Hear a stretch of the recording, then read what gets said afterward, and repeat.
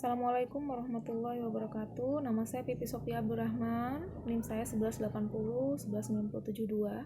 Hari ini saya akan mencoba menjawab soal UTS mata kuliah pendalaman PAI. Soal yang pertama adalah tentang ayat Al-Quran yang berhubungan dengan mujahadatun nafsi, husnudon, dan ukhuwah.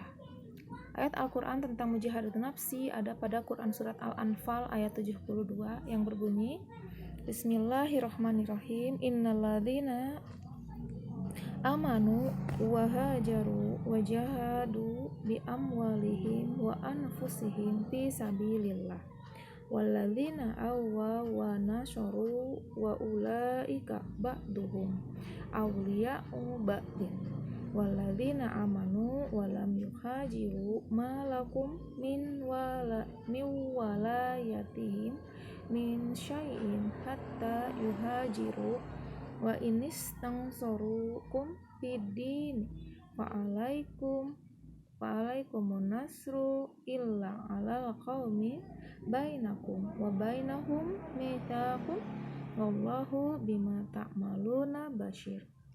Sesungguhnya orang-orang yang beriman dan berhijrah serta berjihad dengan harta dan jiwanya pada jalan Allah dan orang-orang yang beriman tempat kediaman dan memberi pertolongan kepada muhajirin, mereka itu satu sama lain saling melindungi, dan terhadap orang-orang yang beriman tetapi belum berhijrah, maka tidak ada kewajiban sedikit pun bagimu melindungi mereka sampai mereka berhijrah. Tetapi jika mereka meminta pertolongan terhadapmu dalam urusan pembelaan agama, maka kamu wajib memberikan pertolongan kecuali terhadap kaum yang terikat perjanjian antara kamu dengan mereka, dan Allah Maha melihat apa yang kamu kerjakan. Kemudian dalam surat Al-Hujurat ayat 10 dan 12 tentang husnudon dan ukhuwah. Bismillahirrahmanirrahim. Innamal mu'minuna ikhwatu fa aslihu baina akhawaikum wa wattaqullaha la'allakum turhamun. Sesungguhnya orang-orang mukmin itu bersaudara, karena itu damaikanlah antara kedua saudaramu yang berselisih dan bertakwalah kepada Allah agar kamu mendapatkan rahmat. Bismillahirrahmanirrahim. Ya ayyuhalladzina amanu jtanibu katsiran minadh-dhanni inna ba'dadh-dhanni ismun wala tajassasu wala taghtab ba'dukum ba'dan ayyuhibbu ahadukum an ayyakula lahma ahihi maidza faqaritumuhu wattaqullaha innallaha tawwabur rahim. Wahai orang-orang yang beriman, jauhilah banyak dari prasangka. Sesungguhnya sebagian prasangka itu dosa. Dan janganlah kamu mencari-cari kesalahan orang lain, dan janganlah ada di antara kamu yang menggunjing sebagian yang lain. Apakah ada di antara kamu yang suka memakan daging saudara kamu yang sudah mati? Tentu kamu merasa jijik. Dan bertakwalah kepada Allah, sesungguhnya Allah Maha Penerima Tobat dan Maha Penyayang. Maknanya adalah hijrah dari lingkungan kufur, syirik, dan dosa untuk menjaga agama dan melaksanakan tugas-tugas agama adalah melakukan suatu perbuatan yang merupakan perkara yang diharuskan.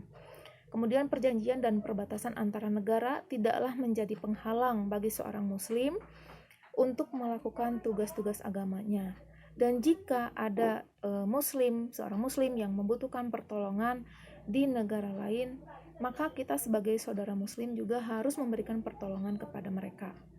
Dan berpegang teguhlah kepada perjanjian yang dijalin juga termasuk dengan kaum kafir sekalipun adalah sebuah keharusan, selama pihak lain juga berkomitmen terhadap janji-janji mereka. Selanjutnya adalah tentang menerangkan tentang surat Al-Isra ayat 32 dan An-Nur ayat 24. Bismillahirrahmanirrahim.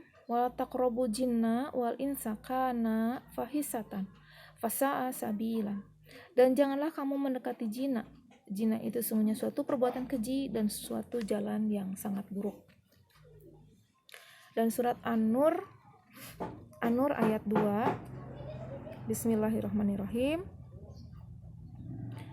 Ajinnatu wajani wajlihu lidu kulla wahidim minhuma mi'atan jaldati wala ta'khudukum bihima ra'fatun fi dinillah in kuntum tu'minuna billahi wal yaumil akhir wal yashhad adzabahuma dha'ifatum minal mu'minin. Pezina perempuan dan pezina laki-laki, deralah masing-masing dari keduanya 100 kali. Dan janganlah ada rasa belas kasihan kepada keduanya, mencegah kamu untuk menjalankan agama hukum Allah jika kamu beriman kepada Allah dan hari kemudian, dan hendaklah melaksanakan hukum-hukum mereka disaksikan oleh sebagian orang-orang yang beriman. Keterangan pada dua surat ini menjelaskan tentang larangannya berzina, kemudian hukum berzina dan pelaksanaan hukum zinanya. Mendekati zina saja sudah Allah larang, apalagi melaksanakannya. Di sini juga sudah dijelaskan tentang kehidupan bersosial, kemudian adab, etika, dan keutamaannya. Biasanya pelaku zina adalah anak-anak muda, anak-anak yang masih sangat muda, yang melakukannya tentu karena berawal dari penasaran. Kemudian juga kurangnya pendidikan sex education dari orang tua, juga lingkungan sekitar yang mendukung mereka melakukan hal-hal seperti itu. Di surat ini juga menjelaskan tentang pelaksanaan hukum Allah, walaupun ada rasa kasihan terhadap mereka yang melakukan zina, tetapi hukuman tetap harus dijalankan.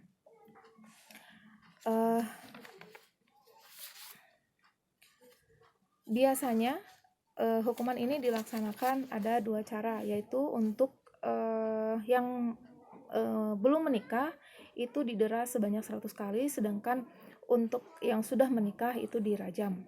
Kemudian harus disaksikan oleh orang-orang beriman. Ini maksudnya agar berpengaruh pada pelaku, agar ia bisa benar-benar jera, dan juga menjadi sebagai perhatian supaya orang-orang yang lain yang melihat hukuman itu, mereka menjadi takut dan tidak akan melakukan. Pertanyaan yang ketiga adalah tentang para ulama sepakat bahwa malaikat yang wajib diketahui itu adalah 10. Kenapa harus 10? Karena memang dalam Al-Quran pun penjelasannya tentang malaikat yang 10. Tidak ada yang tahu berapa jumlah malaikat yang sesungguhnya, itu hanya Allah yang tahu. Menurut Allah adalah 10 malaikat yang dianggap cukup untuk mengurus kebutuhan dunia dan isinya. Dan itu diterangkan dalam Al-Quran. Begitu pula dengan urusan-urusan persoalan setelah di dunia, seperti misalnya di alam akhirat nanti, di alam kubur, di surga, juga di neraka. Hikmahnya apa? Hikmahnya adalah kita jadi mengetahui apa saja tugas-tugas malaikat yang 10 tadi. Para malaikat juga dan agar kita merasa yakin bahwa semua urusan dan ketetapan dalam kehidupan manusia yang sudah diutus oleh malaikat, oleh Allah diutus malaikat itu yang langsung menghadap Allah. Kemudian dalil yang diketahui bahwa malaikat ada 10 adalah 1, malaikat Jibril itu terdapat dalam surat Maryam ayat 64 yang berbunyi, dan tidaklah kami Jibril turun kecuali dengan perintah Tuhanmu, kepunyaanlah apa yang di hadapan kita dan di belakang kita, dan apa yang ada di antara keduanya, dan tidaklah Tuhanmu lupa. Kemudian malaikat Mikail itu ada dalam surat Al-Baqarah ayat 98. Barang siapa yang menjadi musuh Allah, para malaikatnya, para rasul, Jibril dan Mikail, maka sesungguhnya Allah menjadi musuh bagi orang-orang kafir. Kemudian Israel ada dalam surat As-Sajdah ayat 11. Katakanlah malaikat maut yang diberikan tugas untuk mewafatkan kalian. Kemudian hanya pada Rabb kalianlah kalian akan kembali. Kemudian malaikat Israfil Al-An'am 73 yang berbunyi, dialah yang menciptakan langit dan bumi dengan benar ketika dia berkata jadilah, maka jadilah sesuatu itu. Firman-Nya adalah benar dan miliknya lah segala kekuasaan. Pada waktu sangkakala ditiup, maka dia mengetahui yang gaib dan yang nyata. Dialah yang maha bijaksana dan maha teliti. Yang 5 Raqib dan 6 Atid ini adalah surat Qaf ayat 18. Tidak ada satu ucapan pun yang diucapkannya, melainkan ada di dekatnya malaikat pengawas yang selalu hadir. Ketujuh yaitu malaikat munkar, juga malaikat nakir. Ini dalam surat Al-Mulk ayat 2. Dialah yang menjadikan hidup dan mati untuk mengujikanmu siapakah amal yang lebih baik. 9 malaikat Malik, ini dalam surat At-Tahrim ayat 6. Hai orang-orang yang beriman, berihalah dirimu dan keluargamu dari api neraka yang bahan bakarnya adalah manusia dan batu. Penjaganya adalah malaikat-malaikat yang kasar, yang keras, yang tidak mendurhakai Allah terhadap apa yang diperintahkannya kepada mereka dan selalu mengerjakan apa yang diperintahkannya. 10 malaikat Ridwan, ini dalam surat Az-Zumar 73. Dan orang-orang yang bertakwa kepada Tuhannya diantar ke dalam surga secara berombongan, sehingga apabila sampai kepadanya surga dan pintu-pintu telah dibukakan, penjaga-penjaganya berkata kepada mereka, kesejahteraan dilimpahkan atasmu, berbahagialah kamu, maka masuklah kamu kekal di dalamnya. Kemudian kita dapat juga merasakan kehadiran malaikat setiap saat, seperti pada saat kegiatan sehari-hari, amal baik dan amal buruk kita itu dicatat oleh malaikat yang ada di sebelah kanan dan sebelah kiri kita. Juga pada saat kita melihat ada orang yang meninggal, itu pun berarti malaikat berada di sekitar itu. Dan kita tidak bisa berinteraksi dengan malaikat seperti berinteraksinya para nabi dan rasul, karena mereka adalah mempunyai mukjizat yang Allah berikan. Tentu tidak semua manusia biasa yang bisa melaksanakan interaksi langsung dengan malaikat. Demikian penjelasan dari saya. Wassalamualaikum warahmatullahi wabarakatuh.